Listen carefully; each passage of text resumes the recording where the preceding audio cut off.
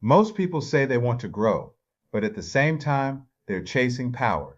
And those two paths don't lead to the same place.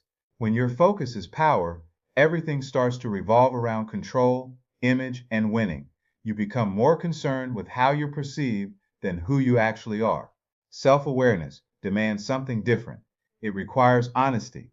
It forces you to look at your blind spots, your habits, and the real impact you have on other people. There's a tension there. Power says protect your position.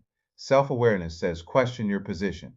Power says don't show weakness. Self awareness says understand your weaknesses so they don't control you. Over time, leaders who chase power stop listening. Feedback feels like a threat. Growth slows because the goal becomes maintaining status instead of improving character. But leaders who choose self awareness stay open.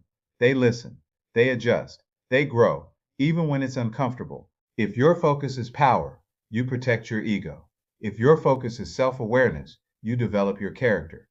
And character will always outlast power. Now let's take this a step further, because even if you say you choose self awareness, your habits will tell the truth. Watch how you respond to feedback. Do you lean in or do you explain it away?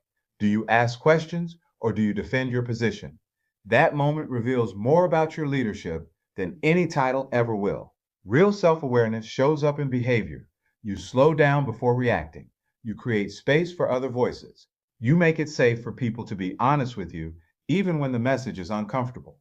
Here's where it gets practical. Build a rhythm. Ask for input regularly, listen without interrupting.